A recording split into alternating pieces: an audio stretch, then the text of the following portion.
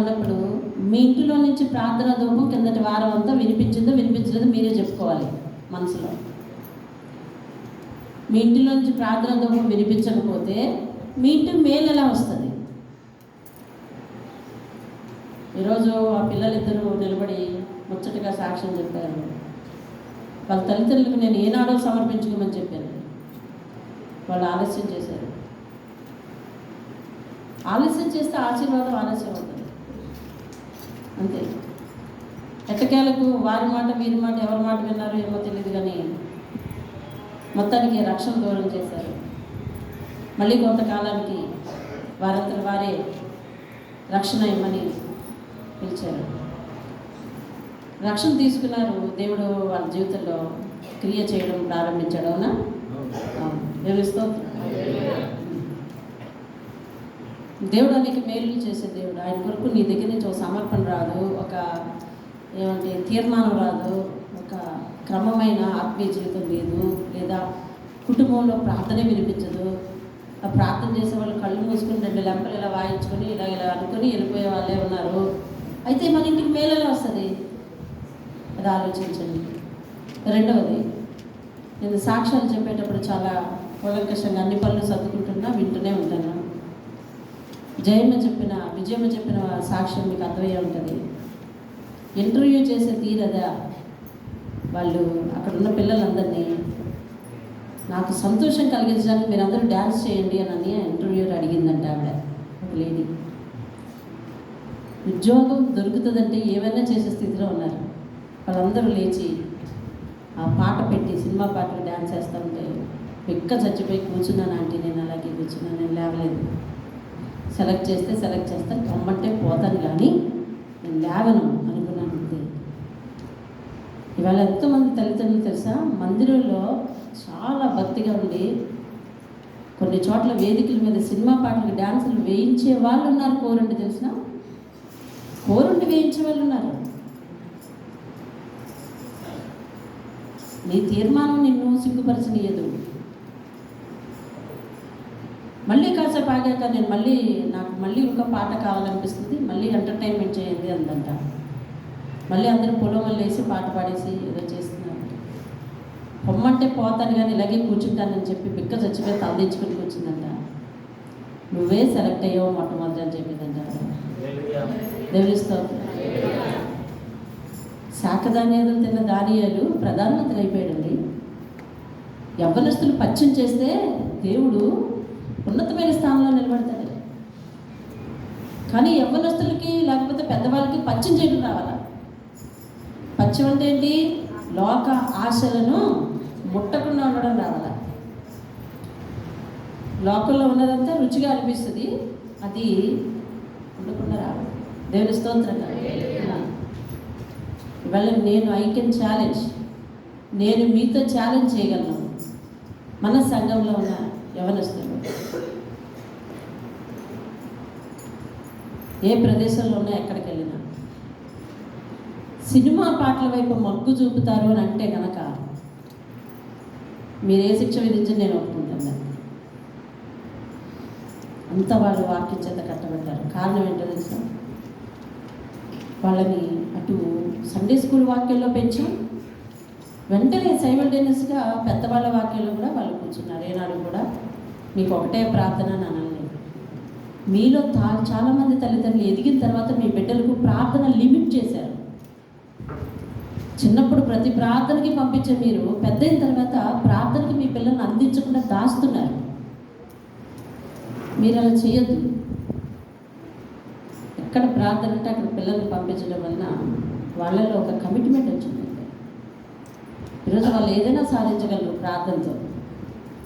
వాళ్ళు జీవితంలో ఓడిపోయినా బలంగా నిలబడగలరు అంతే. ఇంకోటి మంచిది వస్తుందని నిలబడగలరు. ఈరోజు ఓడిపోయిన వాళ్ళు చచ్చిపోయి ఉరిపెట్టుకుని చచ్చిపోతున్నారు. ఎందుకంటే గెలవలేక. కానీ బిడ్డలు ఎదురు చూడగలరు. ఎంత దూరం పంపించినా ఆడపిల్లలు కావలిస్తే కావచ్చు. నేను మగపిల్లల గురించి కూడా అటువంటి సాక్ష్యం చెప్పాను. కానీ ఆడపిల్లలు కావలిస్తే కావచ్చు, తల్లిదండ్రులు తలదించుకోకుండా తలెత్తుకొని ఉండేలా చేయగలరు. దేవుని స్తోత్రం. హల్లెలూయా. అందుకు నేను ఎంతో సంతోషిస్తున్నాను. దేవుడు ఇప్పటి వరకు అటు పంపించి మరి అందరూ జాబులకు వెళ్ళిపోతూ ఉంటే మంచిదే, సంఘం ఆశీర్వదింపబడడం. మరి అంతగా మళ్ళీ నింపబడాలని ప్రార్థన చేద్దాం. వాళ్ళు ఎంత దూరం వెళ్ళినా వాళ్ళకి తల్లి తండ్రి ఇచ్చే కాపుదల దేవుడు ఇవ్వాలని ప్రార్థన చేద్దాం. దేవుని స్తోత్రం కలిగిన హల్లెలూయా. సంతోషం పంచుకుంటా అమ్మాయి అంటే ఇంకా నా హృదయంలో చాలా మాటలు ఉన్నాయి, నేనేం చెప్పాలి తెలియదు. మరి అలాగే మా కుటుంబంలో కూడా మరి దేవుడు ఎన్నో గొప్ప కార్యాలు చేశాడు. మళ్ళీ అలేఖ్యకి 1 year సెలవు పెట్టినా మళ్ళీ కాల్స్ వస్తూ ఉన్నాయి. మళ్ళీ ట్రైల్స్లోకి వెళ్తానని అంటుందని, తనకేమో సేవ దర్శనం ఉంది. కమలమ్మ గారు చెప్పినట్టు ఆ దర్శనమే కాదు, మరి తన సొంతంగా తనకి దర్శనాలు ఉన్నాయి. నా తరువాత పటిష్టంగా కళ్ళకు ఎదురుగుండా పెట్టుకొని సేవ చూసుకునే ఆధారం మరి పెద్ద పిల్లలు ఇద్దరు అనుకుంటున్నాను నేను. మరి అలా చేస్తుందని నా బిడ్డ అనుకున్నాను. కానీ అమ్మ మరి నువ్వెలా చేస్తున్నావో జాబ్ చేస్తున్నావో నేను చేయగలనేమో, ప్రయత్నిస్తాను, లేదంటే లేదు అని తనేమో బిడ్డను నాకు అప్పగించేసి నన్ను వీఆర్ పెట్టమని తను జాబ్కి వెళ్తానంటుంది. ఎందుకంటే అవకాశాలు అలా వస్తున్నాయి. అయినా కానీ నేనే వద్దని చెప్తున్నాను. కొన్నాళ్ళు ఆ బిడ్డకి ఇంకా పూర్తిగా ఆరోగ్యం ఇదయ్యేలా ప్రార్థన చేయండి. మరి ఏది చిత్తమో దేవుని చిత్తమో ఇలా వెళ్ళటం మంచిది. ఇప్పటికే చాలా అవకాశాలు వచ్చినా వద్దని నేను వెనక్కి పెట్టిస్తున్నాను, తను కూడా అలాగే వెనక్కి పెట్టేస్తున్నది. దేవుని స్తోత్రం కలుగుగా. మళ్ళీ అదే అసిస్టెంట్ ప్రొఫెసర్గా చేయడానికి వాళ్ళు పిలుస్తూ ఉన్నారు, అలాగే ప్రైవేరాలో వాళ్ళు పిలుస్తున్నారు. కొత్త అవకాశాలు కూడా తన తను తయారు చేసుకుని ఇది వచ్చేస్తుంది అని చెప్తుంది. వద్దని నేను బతిమాలుతున్నాను. ఇంకొక 1 year తర్వాత నేను ఆలోచిస్తాను. కానీ ఏదేమైనా దేవుని కృప, దేవుని స్తోత్రం కలుగుగా. హల్లెలూయా. ఏదైనా కష్టపడే తత్వం ఉన్న వాళ్ళు మరి ఖాళీగా ఉండలేరు. మరి అందుకోసం మరి యవ్వనస్తులందరూ కూడా చక్కగా సెటిల్ అవ్వాలి. మరి మేరీకి కూడా మంచి సీట్ వచ్చింది, నవ్యాకి కూడా మళ్ళీ ఇక్కడే సీట్ వచ్చింది. ఇప్పుడు ఏం చేయాలో తర్జన వచ్చిన అన్ని విషయాలు యవ్వనస్తులు, మీ మా పిల్లలు వీళ్ళందరూ కూడా యవ్వన కాలంలో చాలా పచ్చని చేయండి. చాలా ఖచ్చితంగా ఉన్నది. దేవుడు మీ జీవితాలను నిండారుగా దీవిస్తారు. దేవుని స్తోత్రం కలుగుగా. ఎప్పుడైతే ఈ సమయంలో మీరు పచ్చని తప్పుతారో మీ జీవితం అల్లకల్లలో అయిపోతుంది.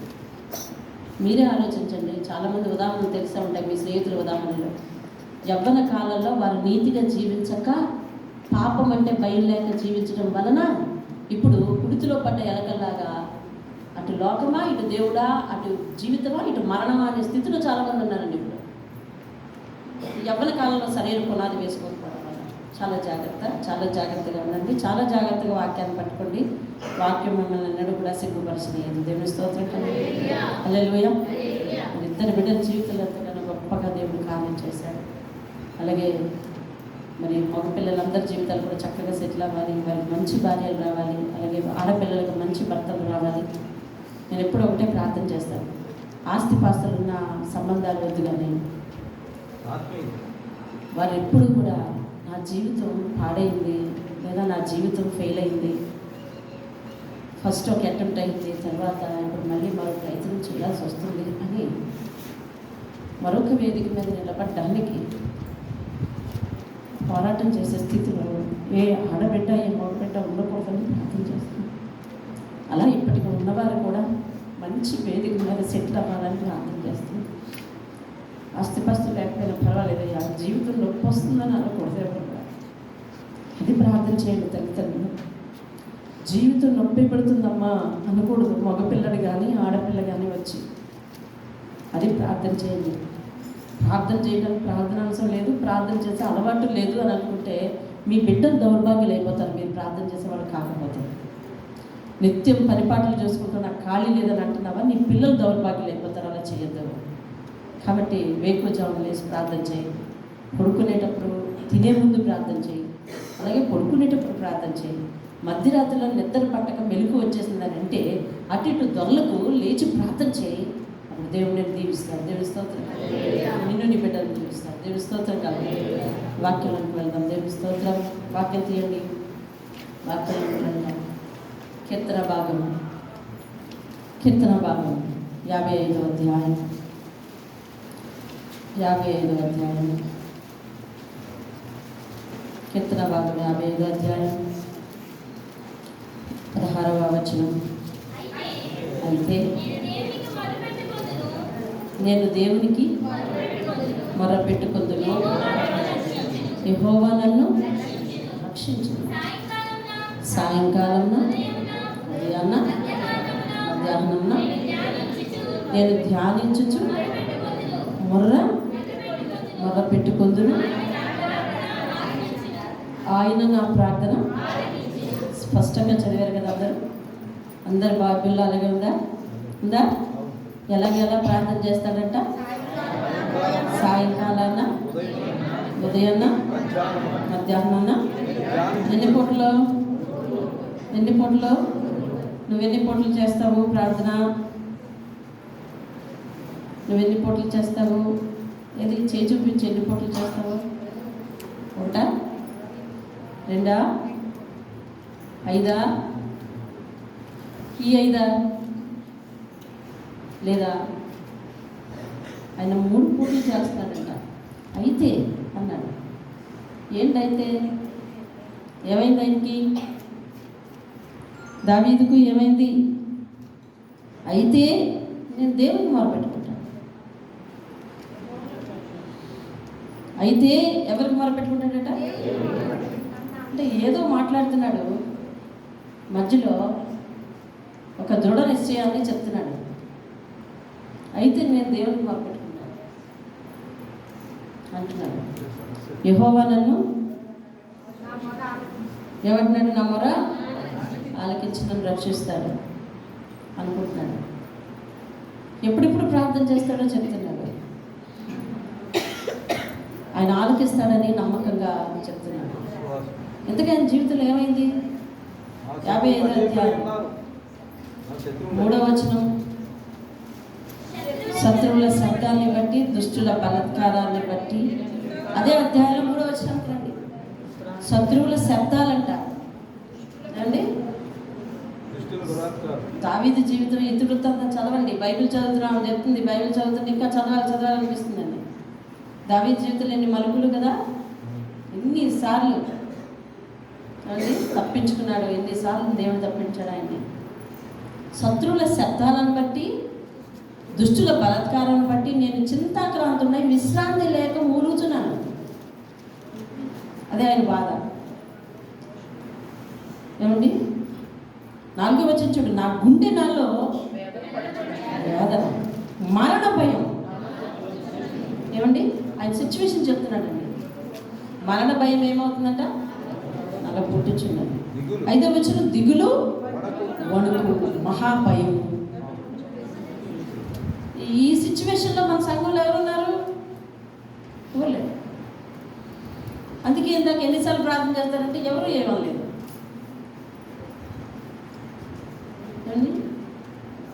ఈ సిచ్యువేషన్లో ఎవరున్నారు? దావీదు ఇటువంటి సిచ్యువేషన్లో ఉన్నాడండి. ఇలాంటి పరిస్థితిలో ఉన్నాడు. మరణ భయం అంట, శత్రువుల శబ్దం అంట, దుష్టుల బలాత్కారం అంట, గుండెలో వేదనంట, దిగులు, వణుకు అంట, మరణ భయం అంట, మహాభయం అంట. అతనికి ఏమనిపిస్తుందంటే తెలుసా? 6వ వచనం చెప్తా ఉన్నాడు. ఏమనిపిస్తుంది చదవండి. ఆహా, పక్షిలాగా నాకు రెక్కలుంటే ఈ కష్టంలో నుంచి దూరంగా పారిపోతాను అనుకుంటానంట. అంత కష్టం ఉందండి. మన గత కాలంలో కొన్ని భారమైన కష్టాలు జ్ఞాపకం చేసుకుంటే ఆ కష్టాలను భరించలేని స్థితిలో మనకి ఇలా అనిపించుండొచ్చు. ఎంత బేగా ఈ కష్టం నుంచి విడిపింపబడతాము కదా. ఎవరో ఒకరు అమాంతంగా వచ్చి కష్టం నుంచి తీసి బయట పెడితే బాగుంది. అదే దావీదు వెర్షన్లు అనుకున్నా, నేను పక్షినైతే బాగున్నాను, రెక్కలు కట్టుకొని ఎక్కడికో దూరంగా ఈ కష్టంలో నుంచి ఎగిరిపోదును కదా. కొన్ని విడిపింపలేని కష్టాలకు అలాగే అనిపిస్తుంది కదా. రవి అనిపిస్తుంది. కొంచెం రెక్కలు ఉంటే బాగున్నాను, ఎప్పుడు దీని నుంచి విడిపించబడతాను, దూరంగా పారిపోతే బాగుండు అనిపిస్తుంది కదా. ఎగ్జాక్ట్లీ అలా అనిపిస్తుంది. ఎవరైనా వచ్చి రక్షించి తీసేస్తే బాగుంది కష్టాన్ని ఇస్తాను.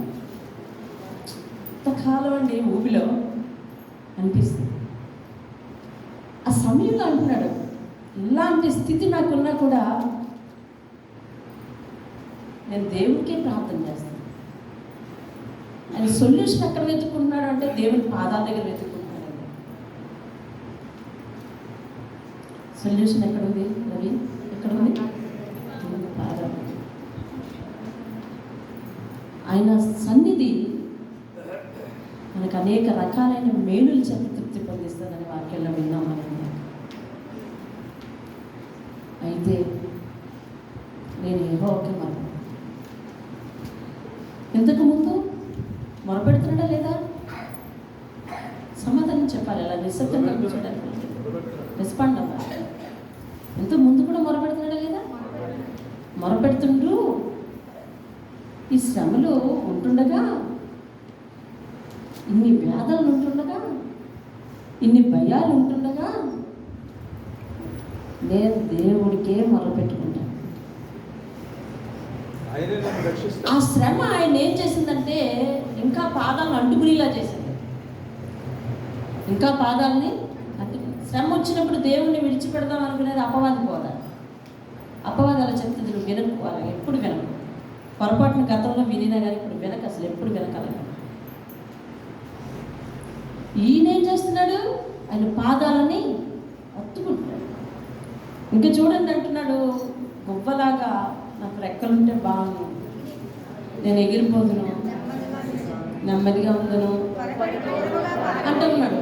ఆయన బాధ ఎందుకు అంత ఎక్కువైపోయిందంటే 12వ వచనంలో మొదట్లో ఏం చెప్తా ఉంటాడు, నా మీద పగబట్టిన వాడు, నన్ను దూషించిన వాడు, నా శత్రువు అని ఎవరైతే అనుకుంటున్నాం ఇప్పుడు, అతడు నాకు నిజంగా శత్రువు కాడు, నా సొంత వాడే, నేను నమ్మిన వాడే. నేను ఎవరినైతే గాఢంగా ప్రేమించానో వాళ్ళే. అదుగు దిగులు చూసావా?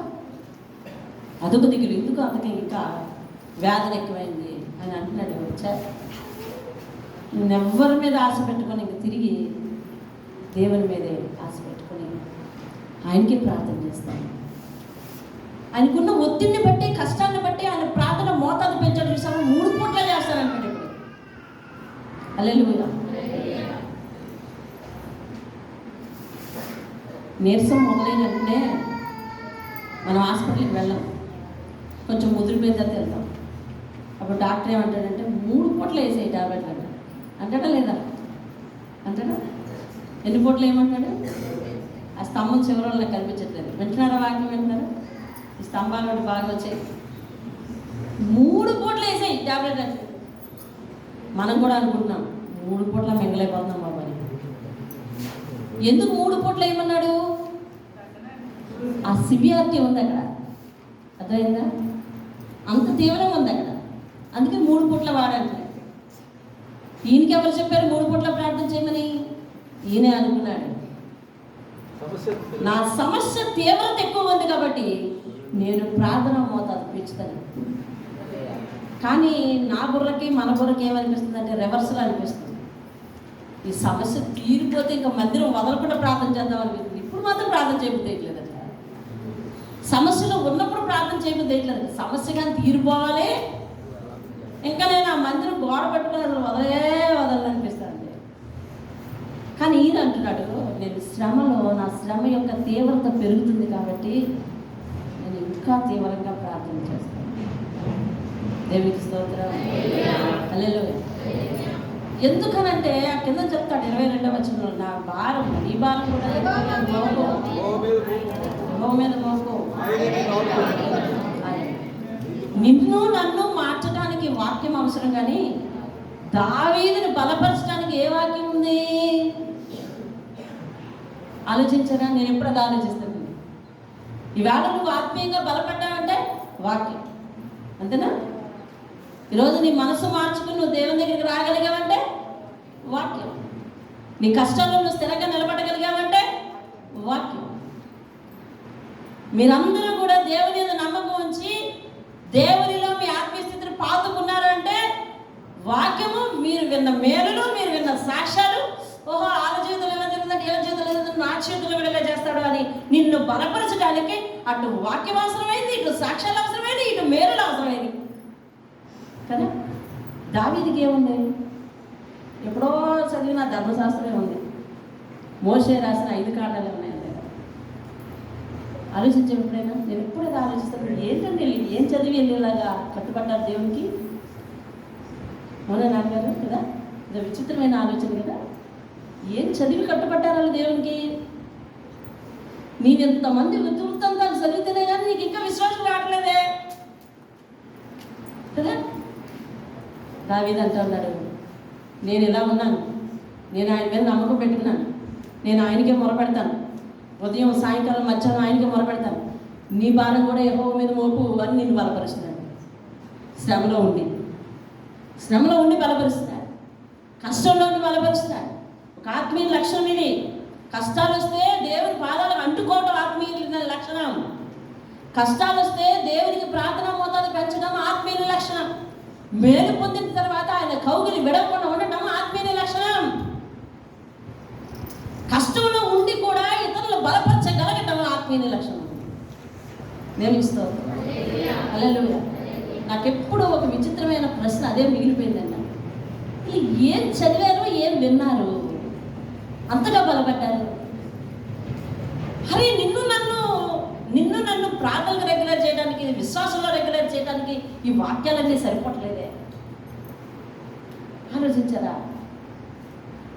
వీటన్నిటికీ మూలం ఏంటంటే, సమాధానం ఏంటంటే దేవుని మీద ఉన్న ప్రేమ.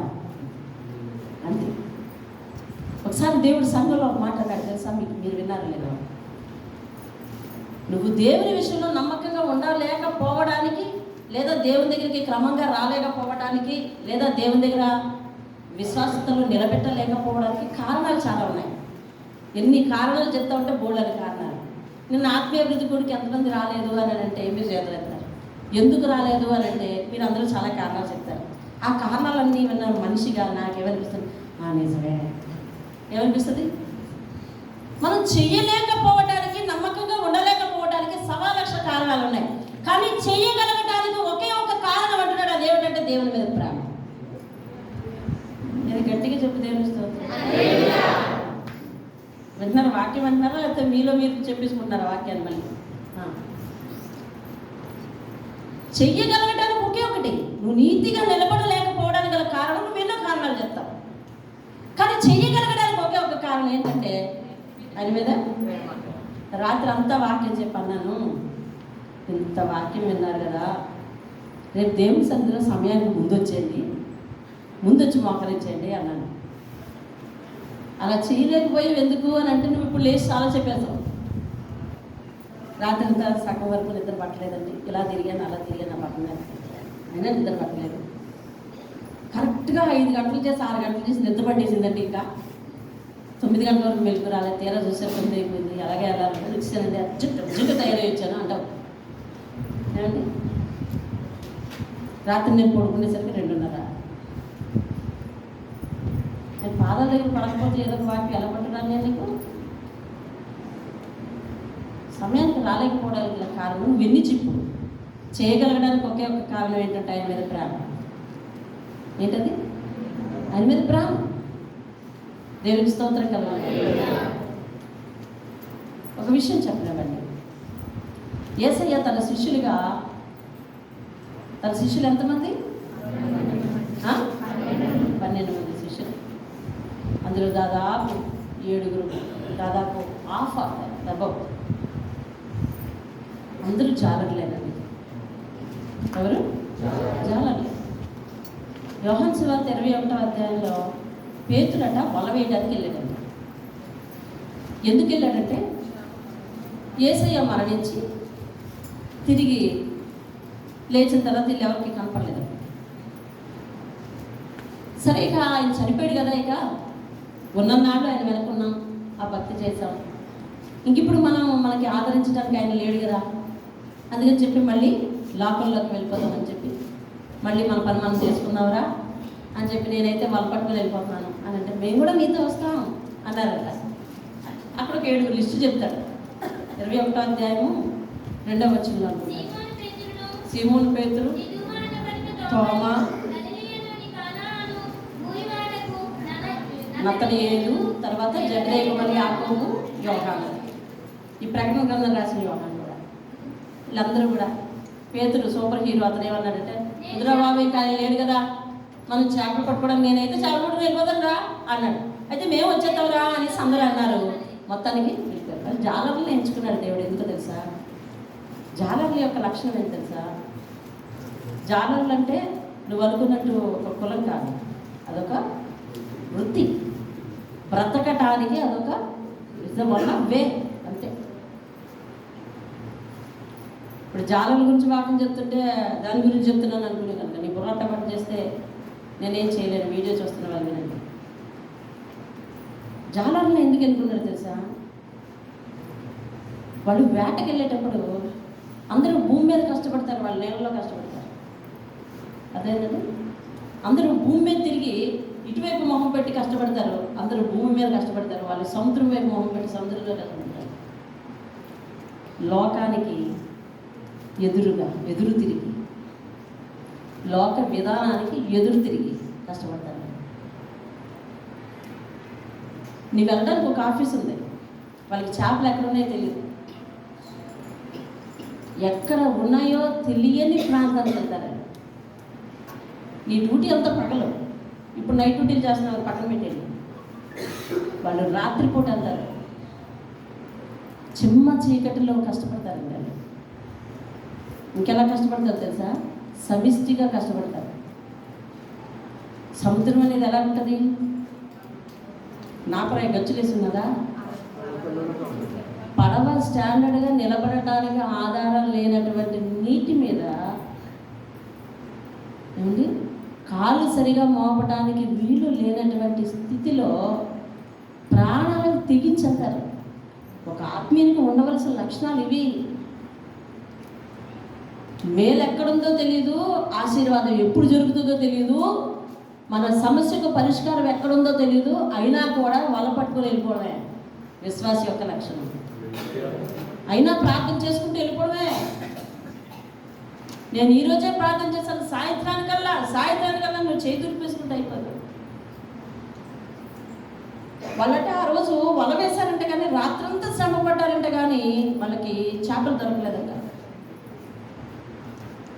జాలర్లు ఎన్నో నిరాశలు నిస్పృహలు ఎదుర్కొంటారు, కానీ సముద్రాన్ని కానీ వలని కానీ పడవని కానీ తిట్టుకోరు.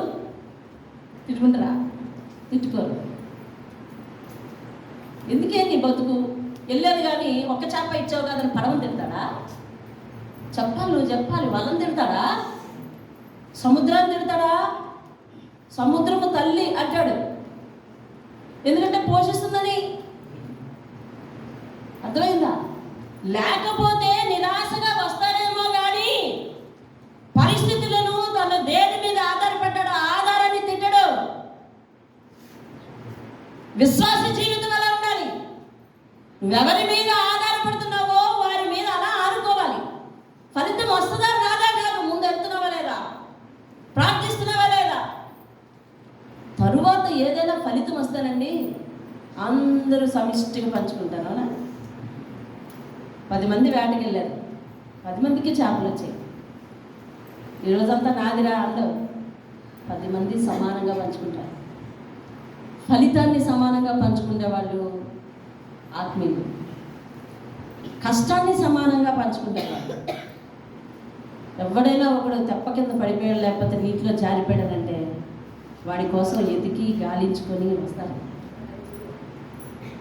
అవి యేసుని వెంబడించే వాళ్ళకి ఉండాల్సిన లక్షణాలు. అందుకని హాఫ్ ఆఫ్ ద అబౌవ్, సగానికంటే పైగా దేవుడు జాలర్లను ఎన్నుకున్నాడండి. దేవుని హల్లెలూయా. వల వేస్తాడు, లాగుతాడు, ఏమి రావు. మళ్ళీ వేస్తాడు, లాగుతాడు, ఏమీ రావు. మళ్ళీ వేస్తాడు, లాగుతాడు, ఏమీ రావు. తెల్లవాళ్ళు ఇలాగే చేస్తాడు, కానీ ఎవరిని నిందించుడు. నువ్వైతే ఏం దేవుడు ఏం ప్రార్థన అంటావు నువ్వు, ఏం దేవుడు ఏం ప్రార్థన అంటావు నువ్వు. కానీ వాళ్ళు ఆహార నిశలు కూడా ఆ రాత్రి అంతా కూడా కష్టపడతారండి. దేవుడికి స్తోత్రం. వాళ్ళ గురించి దేవుడు ఎంత లోతుగా, ఒక విశ్వాస ఆత్మీయ జీవితం ఎంత లోతుగా ఉండాలో మనం గ్రహిస్తామనేమో అంతమందిని అలాగే ఏర్పాటు చేసుకున్నారు. వాళ్ళని ఎక్కువ మంది పిలిచారు. వాళ్ళలో అలాంటి నిరీక్షణ, ఎదురుచూపులండి, ఎదురుచూపు. తీరా రాత్రంతా శ్రమ పడతారండి. ఉదయాన్నే కాస్త గుప్పుడే వచ్చాయనుకోండి, ఇంతే వచ్చాయనుకోండి, ఒక గంపడే వచ్చాయనుకోండి, అవే పట్టుకొచ్చి అవే సమానంగా పంచుకుంటారు మళ్ళీ. నీకు అర్థమైందా? నిరీక్షణకు ఆధారం లేని చోట వల వేస్తున్నారు వాళ్ళు. చీకటిలో కష్టపడుతున్నారు వాళ్ళు. ఆధారం మోపడానికి కింద సరైన ఆధారం లేని చోట కష్టపడడానికి వెళ్తున్నారు వాళ్ళు. సమిష్టిగా కష్టపడుతున్నారు, సమిష్టిగా స్నేహంగా ఉంటా ఉన్నారు. మళ్ళీ ఏదైనా ఫలితం వస్తే సమిష్టిగా పంచుకుంటా ఉన్నారు. అలా ఉండాలండి విశ్వాసంగా. కష్టాన్ని సమానంగా పంచుకునే వాళ్ళు, సంతోషాన్ని సమానంగా పంచుకునే వాళ్ళు, చీకటిలోనైనా కష్టాల్లోనైనా శ్రమలోనైనా దేవునితో పోరాడేవాళ్ళు, దేవుని కోసం ఎదురు చూసేవాళ్ళు. ఎక్కువగా రాత్రంతా ఫలితం వచ్చేదాకా, తెల్లవారేదాకా. వాళ్ళ వేట అప్పటి వరకు సాగుతుంది తెలుసా? తెల్లవారేదాకా. దేవుని స్తోత్రం. తరువాత జాగరణలో ఉన్న మరొక గొప్ప విషయం ఏంటో తెలుసా? వేట చేసుకుంటాడు, పడవను ఒడ్డుకు తెచ్చుకుంటాడు, సురక్షితంగా ఒక చోట పెట్టుకుంటాడు, వలలన్నీ శుభ్రం చేసుకుంటాడు, మళ్ళీ దాన్ని భద్రంగా పెట్టుకుంటాడు. అమ్మయ్య ఒడ్డుకు వచ్చేసాను కదా, ఇంకా దీంతో నాకు పని లేదని ఇసిరి పారేయడం కదా. వాటిని చాలా జాగ్రత్తగా కాపాడుకుంటాడు. నిజమే, ఒక విశ్వాసగా లక్షణాలు ఉండాలండి. ఏ శ్రమలో నుంచి, ఏ అగాధంలో నుంచి నిన్ను బయటికి తీసుకొచ్చాడో దేవుడు, ఆ దేవుడు జాగ్రత్తగా చూసుకోవాలి. ఆ దేవుడి విషయంలో జాగ్రత్తగా ఉండాలి నువ్వు. అదే లోకం చెప్తుంది సామెత, ఏమని ఒడ్డు దాటిన తర్వాత ఏం చేస్తారంటే తెప్ప. ఆశీర్వాదం అనుభవించేసాక దేవుడిని మర్చిపోతామా? దేవుడికి దూరం అయిపోతామా మనం? జాలం యొక్క లక్షణం అండి, ఒడ్డు దాటి ఒడ్డుకు వచ్చిన తర్వాత వాటిని మరింత భద్రంగా పెట్టుకుంటాడు. ఎందుకనంటే రేపు పొద్దున మళ్ళీ నేను బ్రతకటానికి వెళ్ళాలి అని. రేపు పొద్దున దేవుడు నన్ను ఆదుకునే దేవుడిని నేను నమ్మకంగా ఉండాలి అని నీకు ఉండాలి. దేవుడు ఒడ్డు దాటించాడు అంటే, ఒడ్డుకు తీసుకొచ్చాడు అని అంటే ఇంకొంత శ్రద్ధగా ఉండాలి. అటువంటి లక్షణాలు జాలంలో ఉన్నాయండి. ఓపిక, ఓపిక, ఎదురుచూపు అంతే. ఎంతవరకు అంటే నిద్ర మానుకొని. ఏమండి? నిద్ర మానుకొనేనా? నిద్ర మానుకొని అలాంటి వారిని దేవుడు ఎన్నుకున్నాడు. ఆ లక్షణాలను ఏనాటికైనా బైబిల్లో పొంది ఉంచి మనం గ్రహిస్తామని ఉంచినట్టున్నాడు. గ్రహించావా? కష్టాలు ఎక్కువైతే అలా రాత్రంతా దేవుడికి ప్రార్థన చేస్తానని ఎప్పుడైనా అనుకుంటావా? కష్టం వచ్చింది అని చెప్పి ఎల్లకి తల పడుకొని నెత్తి మీద చెయ్యేసుకొని దుండి వేసుకొని తలకి దుండి వేసుకొని ఆలోచిస్తా కూర్చుంటామా? ఆలోచనలు జీవితాన్ని మారుస్తాయా? పరిపరి విధాలు ఆలోచించి నీ బుర్రను పాడు చేసుకొని దేవునికి దూరం అవుతూ ఉంటావా? కాలాన్ని ఏం చేస్తూ ఉంటావా? ఓపిక లేని భక్తి జీవితమా? ఎలాంటి సమస్యనైనా దేవుడు ఛేదించగలడని తెలిసి ఉండి కూడా, వాక్యం తెలిసి కూడా నిర్లక్ష్యమా? ఒక మాట విని దావీదు అంటాడు, నేను ఉదయం ప్రార్థన చేస్తాను, నేను మధ్యాహ్నం ప్రార్థన చేస్తాను, నేను సాయంకాలం ప్రార్థన చేస్తాను. నాకు ఒత్తిడి ఎక్కువ అవుతుంది కాబట్టి ప్రార్థన ఎక్కువగా చేస్తాను. బైబిల్ గ్రంథంలో 7 మార్లు ప్రార్థన చేసిన ఏకైక భక్తుడు ఎవరు? దానియేలు. దానియేలు కాదు, దావీదు. ముమ్మారు ప్రార్థన చేసిన వాడు దావీదు, దానియేలు. ఫస్ట్ ఈ తీర్మానం ఇది. తరువాత 7 మార్లు ప్రార్థన చేసే స్థితికి ఎదిగాడు. తర్వాత ప్రార్థన చేసే స్థితికి 7 మార్లు ప్రార్థన చేసే స్థితికి ఎదిగినాడు దావీదు. దినదినము దేవుడు దీవిస్తుంటే ప్రార్థన విధానం ఏమన్నా పెరుగుతూ ఉందా? ఒకసారి ఆదికాండం 12వ అధ్యాయం 4వ వచనం చూడండి. ఆదికాండం 12వ అధ్యాయం చెప్పిన ప్రకారము అబ్రహాము వెళ్ళెను, లోతు అతనితో కూడా వెళ్ళెను. అబ్రహాము హారాను నుండి బయలుదేరినప్పుడు 75 ఏళ్ల గలవాడు. ఎంత? 75 ఏళ్ల గలవాడు. 21వ వచనం 5వ వచనం చదువు. ఏం రాసుకోవడం మానేసావా? రాసుకుంటలేదా? అబ్రహాము కుమారుడైన ఇస్సాకు అతనికి పుట్టినప్పుడు అతనికి ఎన్నేళ్ళు వాడు? 100 ఏళ్ళవాడు. 12వ వచనంలో దేవుడు ప్రత్యక్షమై అబ్రహామా నువ్వు లేచి నేను వెళ్ళవన్న ప్రాంతానికి వెళ్ళు అన్నప్పుడు 75 సంవత్సరాలు. ఎన్ని సంవత్సరాలు? 75 సంవత్సరాలు. అప్పుడే ఆయనకి వివాహం అయింది. ఆయన పట్టుకొని ఆ భార్యను పట్టుకొని వెళ్తా ఉంటే నేను కూడా వస్తాను అనుకొని తయారైన అడిగిన లోతు మొత్తానికి వెళ్ళారు. ఎన్ని సంవత్సరాలు అప్పటికి? 75 సంవత్సరాలు. బిడ్డ పుట్టినప్పటికీ ఎన్ని సంవత్సరాలు అంట? 100 సంవత్సరాలు. అంటే ఎన్ని సంవత్సరాలకి బిడ్డ పుట్టినాడు? ఎంత? 25 సంవత్సరాలకి. ఏమన్నా అలా నెమ్మదిగా చెప్తారు ఇవాళ. ఎన్ని సంవత్సరాలకి? 25 సంవత్సరాలు. అంటే తన గర్భం పండడానికి దేవుడు దీవిస్తాడు. దేవుడు ఇచ్చిన మాట నెరవేర్చుకోవటానికి అబ్రహాం ఎన్ని సంవత్సరాలు ఎదురు చూశాడు? చెప్పాలి నువ్వు. 25 సంవత్సరాలు ఎదురు చూశాడండి. ఎన్ని సంవత్సరాలు ఎదురు చూశాడు? 25 సంవత్సరాలు ఎదురు చూశాడు. ఈ లోపల అమ్మగారు కొంచెం తొందర పెట్టేసి దాసీ గారిని ఇచ్చేశారు. ఇస్సాకు పుట్టేటప్పటికి ఇస్మాయిల్ పుట్టేసరికి 99 ఏళ్ళు అయింది తొందరపడి. కానీ అబ్రహాం తొందరపడ్డట్టు ఎక్కడైనా ఉందా? లేదు. 16వ అధ్యాయంలో రాస్తారు. సారా తొందరపడింది, హాగర్ని ఇచ్చింది, దాసిని ఇచ్చింది, దాసితో పొమ్మని చెప్పింది. అయినా కూడా అబ్రహాం 10 ఏళ్ళు గడిచిన తర్వాత పనిచేశాడు అని ఉంటుంది. అర్థమైందా? అంటే 85 సంవత్సరాలు వచ్చేసరికల్లా సారా తొందర పెట్టడం మొదలెట్టింది. అవునా? అంతేనా? ఆ లెక్క అంతేనా లెక్క? ఈవిడ తొందర పెట్టిన తర్వాత ఏం చేశాడంటే 10 సంవత్సరాలు ఆగాడండి. ఇంకా ఏంటి? ఇంట్లో ఉన్న దాసితో ఆ దాసిని పెళ్లి చేసుకో, మనకి ఎలాగ పిల్లలు పుట్టరు, నువ్వు ఈ కబుర్లే ఆలోచిస్తావు, దేవుడు చెప్పిన కబుర్లే ఆలోచిస్తావు అని నిరాశ చెందిస్తా ఉంటే 10 సంవత్సరాలు ఆగాడని రాసి ఉంటుంది 16వ అధ్యాయంలో. 10 సంవత్సరాలు ఆగిన తర్వాత ఆ పని మనసుకి ఇష్టం లేకుండానే చేశాడు. 24 సంవత్సరాలు ఎదురు చూసి ఇక దేవుడు వద్దు, నాకు ఏం వద్దు అని అనుకున్నాడు అనుకోండి.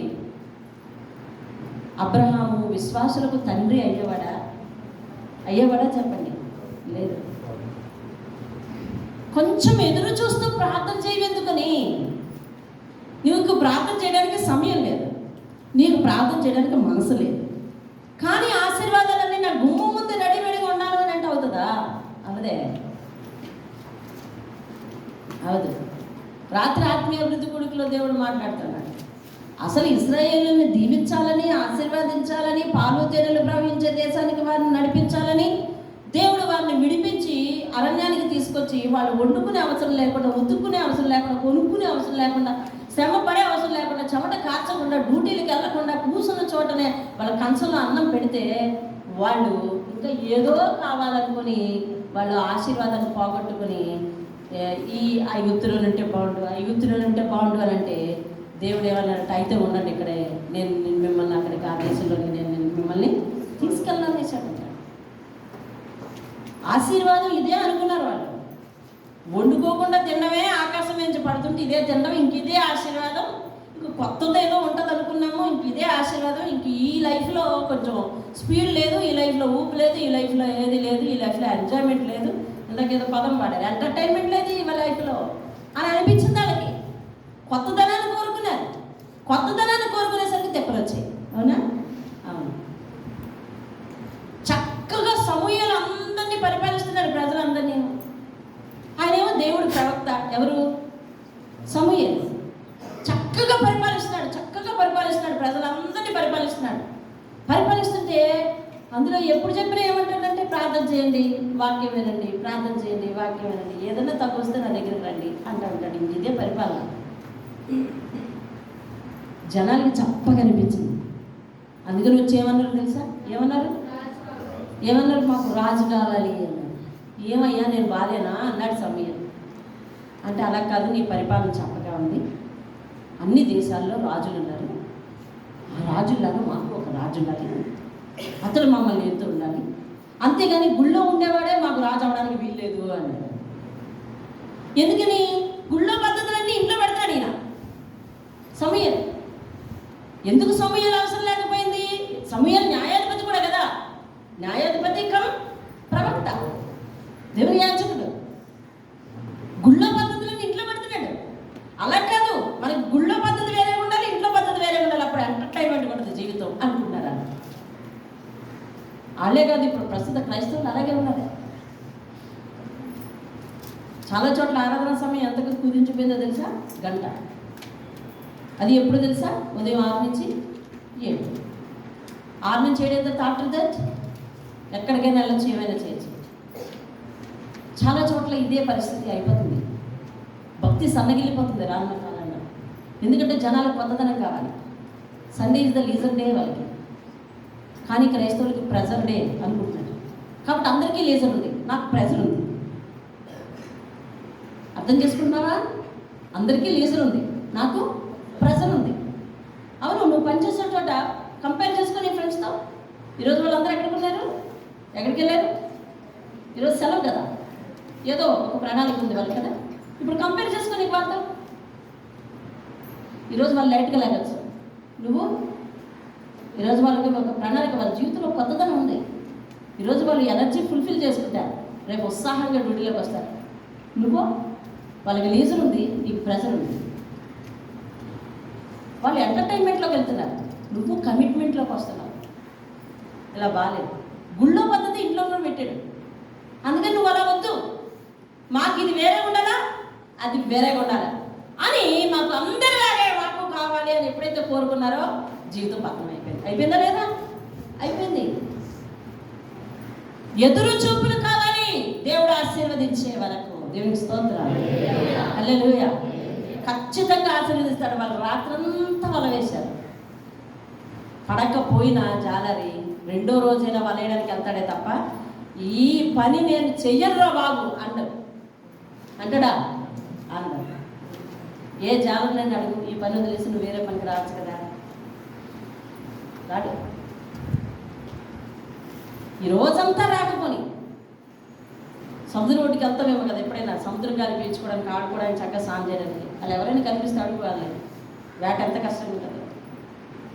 అయినా నేను అక్కడికి వెళ్తానంటే పోరాటం అండి. జీవితం అంటే పోరాటం. దాన్ని మన ఎదురుగుండా ఉన్న పరుగు పందెం అండి. దాంట్లో నమ్మకంగా మనం కొనసాగాలండి.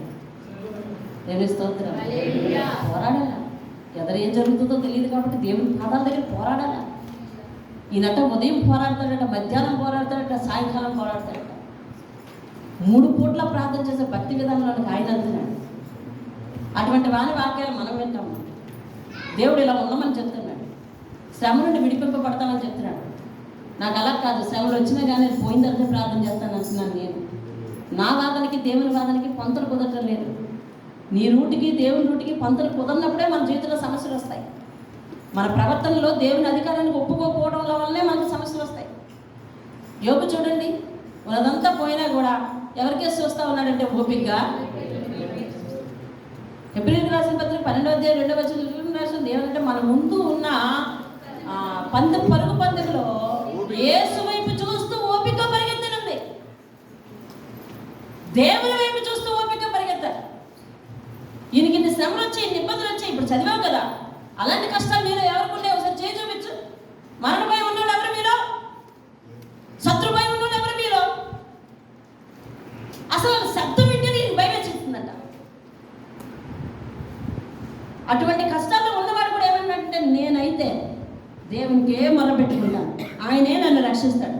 ఉదయం సాయంకాలం మధ్యాహ్నం ప్రార్థన చేస్తానండి, ఆయనే నా ప్రార్థన ఆలకిస్తాడని ఒక తీర్మానంలోకి వస్తున్నాడు. లోతు తీర్మానంలోకి, లోతుగా ఉండే భక్తి జీవితంలోకి వస్తున్నాడండి. నువ్వు ఈ రోజు కనిపిస్తే మళ్ళీ వారం నాడు కనిపించవు. ఒక వారం వస్తే 2 వారాలు రావు. నీ జీవితంలో వాక్యం చదివే పరిమాణం, లేకపోతే ప్రార్థన చేసే పరిమాణం ఎంతో చూడు. మీ సెల్ ఫోన్ అడగండి, సెల్ ఫోన్తో ఎంతసేపు గడుపుతారు? సెల్ ఫోన్లో టైం చూపిస్తుంది, వాడిన టైం. అవునా? వాడిన టైం చూడడానికి దీంట్లో ఆప్షన్ ఉందో తెలుసు కదా? ఉందా లేదా? ఒకసారి ఆ సీక్రెట్ ఏంటో చెప్పండి. ఒకసారి మీరు చెక్ చేసుకోండి. ఈరోజు నేను సెల్ ఫోన్ ఎంత వాడాను అలాంటే నువ్వు ఎన్ని గంటలు దీన్ని ఆన్ చేసి ఉపయోగించావు. నువ్వు వాడిందే ఆన్ చేసి ఉంచింది కదా, మళ్ళా నువ్వు వాడింది టైంతో సహా, సెకండ్తో సహా చూపించేస్తుంది. ఇది ఎంత బిజీ లైఫ్లో, ఎంత ఉద్యోగం చేసుకుంటున్నావు, లేకపోతే ఇన్ని పాటలు పడుతున్నావు, ఇంత వంట చేసుకున్నావు, ఇంత ఇది చేసుకున్నావు, నువ్వు సెల్ ఫోన్తో ఎంత సమయం గడపగలిగితే ప్రార్థనలో సమయం దేవుడితో కాదా? మేలు నా గుమ్మం దగ్గర ఉండాలి, నా పిల్లలు నెత్తి మీద ఉండాలి, నా పిల్లల జీవితాల్లో కుమ్మరించబడిపోవాలి అని అంటే దేవుడు ఎక్కడి నుంచి తీసుకొని వస్తాడు? వాకిట్లో ఉన్న దేవుడికి నీ ప్రార్థన వినపడినవయ్యే, ఎప్పుడు బైబిల్ పట్టుకుని కనపడినవయ్యే, ఎప్పుడు బైబిల్ పట్టుకుని బయటికి వెళ్తున్నట్టు కనపడినవయ్యే, ఎప్పుడూ కనిపించవయ్యే. మరి ఎలాగ దేవుడు నిన్ను దీవిస్తాడు? ఎక్కడున్నాడంటే తెలుసా? గుమ్మం దగ్గర ఉన్నాడంట. ఎందుకు తెలుసా? గుమ్మం దగ్గర ఉన్న లోపలికి ఎందుకు రాడు ఆయన? అదే డౌట్ వస్తుంది కదా. వచ్చేవారు మీద గుమ్మం దగ్గర ఎందుకు ఉండిపోయాడు? లోపలికి ఎందుకు రాడు? గుమ్మం దగ్గర ఉండి ఏం చేస్తాడు? ఈ గుమ్మం దగ్గర పని ఉంది. వచ్చేవారు చూద్దాం. కానీ భక్తి జీవితంలో విశ్వాసంలో లోతుకు పాతుకోకపోతే ఆశీర్వాదాలు ఎక్కడి నుండి వస్తాయి? ఎందుకంటూ అంటే దేవుడు ఎందుకు చెప్తున్నాడంటే, అలా పాతుకొని తెచ్చుకున్న ఆశీర్వాదాలు శాశ్వతంగా నీకు శాంతిని సమాధానం ఇస్తాయి. దేవుని స్తోత్రం. వెంపర్లాడటం వల్ల పరిగెట్టి సంపాదించడం వల్ల నీకు ఆశీర్వాదం వస్తుందేమో కానీ అది నీకు కంగారే పుట్టిస్తుంది. వారు అలా కాదు, మేము ఐగుప్తు రథముల వెనక పోతాము అని అనుకున్నారంట. వాళ్ళ జీవితంలో నెమ్మదే లేకుండా పోయిందని వాక్యం చెప్తుంది. దేవుని స్తోత్రం. వాళ్ళు ఐగుప్తుని కోరుకున్నారంట, లోకాన్ని కోరుకున్నారంట, లోకంలో ఉన్న ఎంటర్టైన్మెంట్ కోరుకున్నారంట, లోకంలో ఉన్న సంపాదనలు కోరుకున్నారంట, లోకంలో ఉన్న పరిస్థితులు కోరుకున్నారంట. దేవుని దగ్గర నెమ్మదిగా కూర్చోలేకపోయారట, దేవుడికి సమయం ఇవ్వలేకపోయారట. అందుకని నెమ్మదిగా కూర్చోవడం చేతగాలేదని వీళ్ళకి అవి పరిగెత్తము ప్రయాసపడతామని అనుకున్నారు. కాబట్టి వాళ్ళ జీవితంలో నిరంతరం ప్రయాసం మిగిలిందంట. అందుకని ఒకళ్ళు అనుకుంటారు, ఎన్నో చచ్చేదాకే ప్రయాసే కానీ ఒక్క నాడు కూడా జీవితానికి సమయం లేదురా అనుకుంటారు చాలామంది. కారణం ఏంటంటే దేవునికి ఇవ్వాల్సిన సమయాన్ని ఇవ్వకపోవటం వలన. దేవుని స్తోత్రం. హల్లెలూయా. యోబు ఉన్నవన్నీ కోల్పోయాడు అనిపిస్తుంది. చాలా సమయం అయింది. వాక్యానికి మనకి చాలా సమయం అయిపోతుంది కదా, అంతేనా?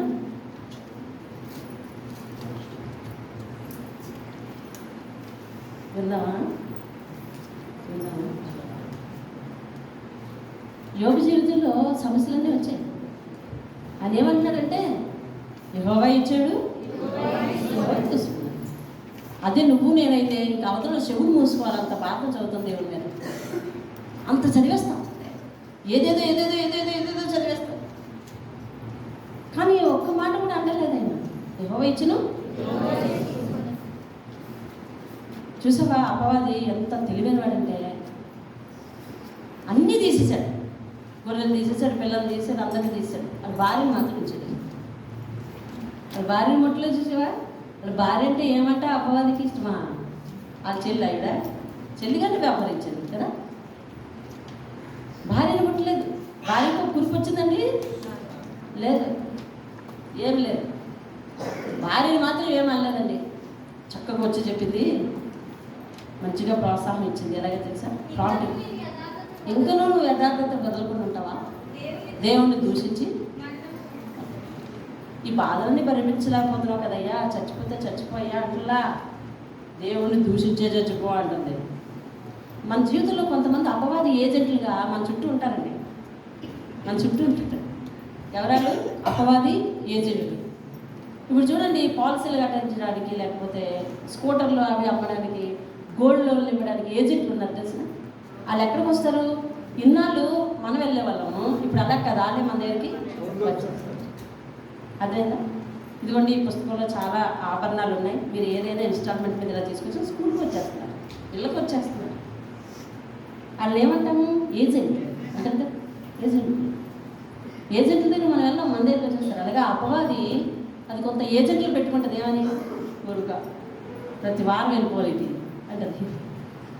మన స్నేహితులే అంటారు, మన వాళ్ళే అంటారు, ఊరుకో, ఎంత దేవుణ్ణి నమ్ముకుంటే అలా చేయాలా, ఎంత దేవుణ్ణి నమ్ముకుంటే అలా రావాలా, మరీ అంత ఇదిగా ఉండాలా అంటూ ఉంటారు. ఆ ఏజెంట్లు ఎక్కడో లేరు, మన చుట్టూనే ఉంటారు. కొన్నిసార్లు మన ఇంట్లోనే మన భాగస్వాములో ఉన్నా కూడా ఆశ్చర్యపడక్కర్లేదు. ఇదిగో వాక్యం అర్థమైంది. నమ్మకంగా ఉండాలి, నమ్మకంగా చేయాలి. అననీయ సప్పిరాలు ప్రాణం తీసింది ఎవరు? ఎవరు తీశారు? అననీయ సప్పిరాలు ప్రాణం ఎవరు తీశారు చెప్పండి? వాళ్ళే. భార్య ప్రాణం ఎవరు తీశాడు? భర్త ప్రాణం ఎవరు తీశాడు? భార్య. ఎలా జరిగింది అలాగా? వెంకటేశ్వర గారు ఇద్దరు చచ్చిపోయారు. వాళ్ళ ఇద్దరు ప్రాణాలు ఎలా పోయినాయి? వాళ్ళ ఇద్దరు ప్రాణాలు. భర్త ప్రాణం భార్య తీసినాడు, భార్య ప్రాణం భర్త తీసినాడు. ఎలాగా? ప్రాంప్టింగ్ చూసారా? పర్లేదు అలాగే చెప్పు, మొత్తం డబ్బు వచ్చేసిందని చెప్పే నువ్వు చెప్పకు, నేను చెప్పను. ఇంకొక ఇంత నేనే గట్టుకుంటాను, నువ్వే నాలుగు వదిలేస్తావు. మాట జాగ్రత్తగా ఉండాలని ఇద్దరికి ఇచ్చింది. భార్య భర్తకి ఇచ్చింది, భర్త భార్యకి ఇచ్చింది. ఇద్దరు కూడా ఏమయ్యారు? పరిశుద్ధాత్మను మోసం చేసినందుకు మీరిద్దరు చచ్చిపోతారని చెప్పారు. యోబు జీవితంలో భార్యని ఏజెంట్కి పెట్టుకున్నాడు అపవాది.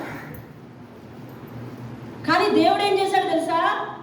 ఆ ఏజెంట్నే అపవాది ముట్టకుండా కాపాడి రానున్న రోజుల్లో యోబుకు మళ్ళా తిరిగి సంతానం ఇవ్వాలంటే ఎవరు ఉండాలి? భార్య ఉండాలి. దేవుని స్తోత్రం కలిగిన ఆ ఏజెంట్నే తర్వాత కాలంలో దేవుడు ఆశీర్వదించడానికి ఉపయోగించుకున్నాడు. దేవుని స్తోత్రం కలిగిన. నువ్వు నమ్మకంగా ఉండు. నిన్ను చెరపడానికి వచ్చిన ఏజెంట్ నిన్ను చూసి మారుతాడు. అసలు నువ్వే శ్రమలో స్థిరత్వం లేకుండా పడిపోతా ఉంటే ఇంకా ఆడనే రక్షిస్తావు, వాళ్ళే రక్షిస్తావు. శ్రమలో ఎలా ఉండాలా? స్థిరత్వంగా. శ్రమలో ఎలా ఉండాలా? ఓపిక. ఓడిపోతున్నా ఎలా తెచ్చుకోవాలి? ఓపిక తెచ్చుకోవాలి. దేవుని స్తోత్రం కలిగి ఓడిపోతున్న ఓపిక తెచ్చుకోవాలి. యేసు శిష్యుల వలె ఓడిపోతున్న ఓపిక తెచ్చుకోవాలి. రాత్రి అంతా శ్రమ పడిన వాళ్ళకి ఏమి రాకపోయినా వలలు వేస్తూనే ఎలా ఉంటారో అబ్రహాము చివరి నిమిషంలో చేజార్చి ఉంటే కనుక, అతని విశ్వాసాన్ని కోల్పోతే కనుక అతడు విశ్వాసులకు తండ్రి కాలేకపోయేవాడు. కాబట్టి తన విశ్వాసాన్ని కాపాడుకున్నాడు. మన ఎదురుకుండా ఉన్నది పరుగు పందెమండి. జీవితం అంటే సులువు కాదు ఎవరికి. ఎప్పుడు ఇలాగే గడుస్తుంది అని భరోసా ఎవరికి లేదు. కానీ దావీదు వలె ఒక చక్కని తీర్మానం. ఎలాగా చెప్పండి? ఎలా తీర్మానం చేసుకోవాలా?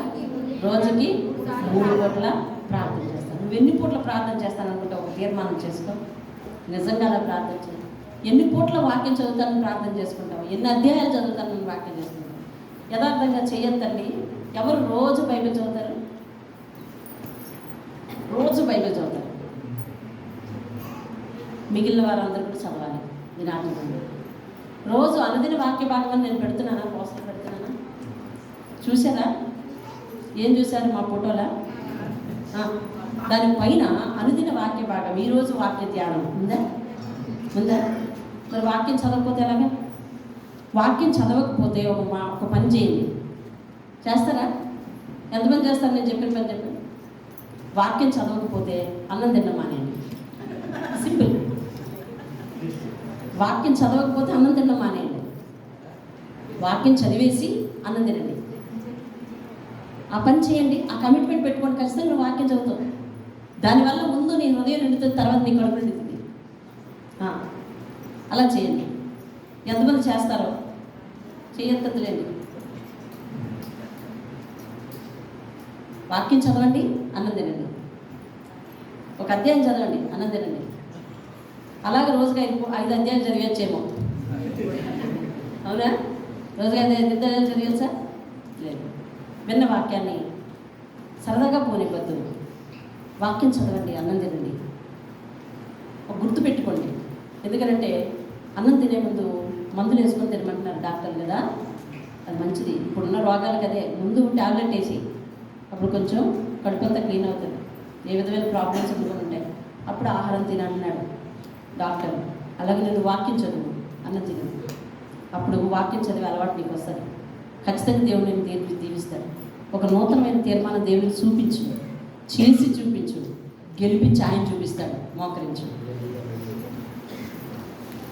మహోన్నతమైన వారండి, ఈ పరిశుద్ధ పాదాలకు వందనాలు.